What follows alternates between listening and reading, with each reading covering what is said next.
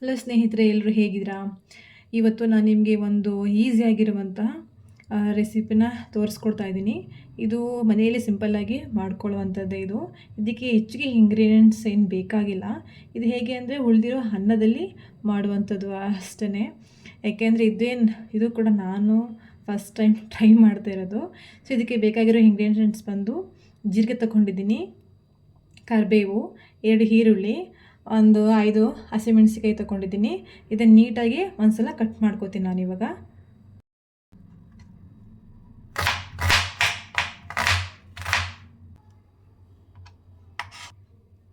Next ಕರಿಬೇವು, ಇದನ್ನು ಕೂಡ ಸಣ್ಣ ಸಣ್ಣದಾಗಿ ಕಟ್ ಮಾಡ್ಕೋತಾ ಇದ್ದೀನಿ. ಅನ್ನವನ್ನು ಚೆನ್ನಾಗಿ ರುಬ್ಕೊಳ್ಳಿ. ಮಿಕ್ಸಿಲಿ ಅನ್ನ ಹಾಕೋತಾ ಇದ್ದೀನಿ. ಈಗ ಕಟ್ ಮಾಡ್ಕೊಂಡಿರುವಂತಹ ಈರುಳ್ಳಿ, ಕರಿಬೇವು, ಹಸಿಮೆಣಸಿನ್ಕಾಯಿ ಎಲ್ಲ ಹಾಕ್ಕೊಂಡು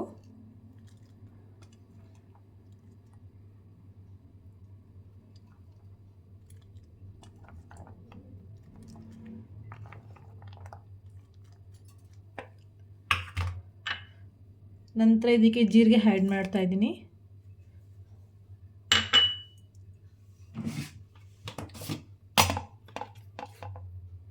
ನಂತರ ಉಪ್ಪು ರುಚಿಗೆ ತಕ್ಕಷ್ಟು,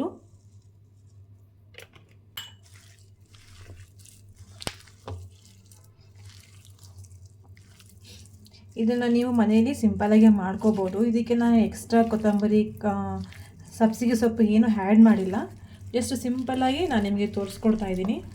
ಇದು ಆ್ಯಕ್ಚುಲಿ ನಾನು ಇದನ್ನು ಫಸ್ಟ್ ಟೈಮ್ ಟ್ರೈ ಮಾಡ್ತಾ ಇರೋದು. ಹೇಗೆ ಬರುತ್ತೆ ಅಂತಲೂ ಗೊತ್ತಿಲ್ಲ, ಆದರೂ ಕೂಡ ಟ್ರೈ ಮಾಡೋಣ ಇವತ್ತು ಅಂತ ಹೇಳಿ ಮಾಡ್ತಾಯಿದ್ದೀನಿ.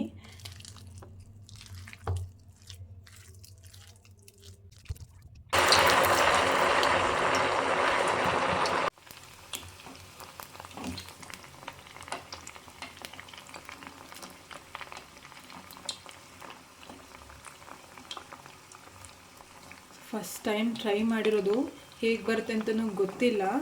ಒಂದು ವೇಳೆ ಚೆನ್ನಾಗಿ ಬಂತು ಅಂದರೆ, ನಾವು ಹೆಣ್ಮಕ್ಳು ಗೊತ್ತಲ್ಲ, ನಮ್ಮ ಮನೇಲಿ ಈ ರೆಸಿಪಿ ಮಾಡಿದೆ, ಹಾಗೆ ಬಂತು ಹೀಗೆ ಬಂತು ಅಂತ ಹೇಳಿ ಫ್ರೆಂಡ್ಸ್ಗೆ, ಫ್ಯಾಮಿಲಿ ಮೆಂಬರ್ಸ್ಗೆ ಒಬ್ರಿಗೂ ಬಿಡೋಂಗಿಲ್ಲ. ಎಲ್ಲರಿಗೂ ನಾವೇ ವೈರಲ್ ಮಾಡ್ಕೊ ಬಂದುಬಿಡ್ತೀವಿ. ನೋಡ್ತಾ ಇದ್ರೆ ಚೆನ್ನಾಗಿ ಬರ್ತಿದೆ ಅಂತ ಕಾಣಿಸುತ್ತೆ.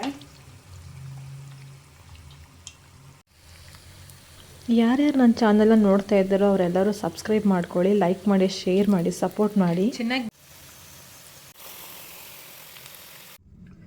ನೋಡಿ ಯಾವ ಥರ ಬಂದಿದೆ. ತುಂಬ ಚೆನ್ನಾಗಿ ಕೂಡ ಬಂದಿದೆ. ಟ್ರೈ ಮಾಡಿ ನೋಡ್ತೀನಿ.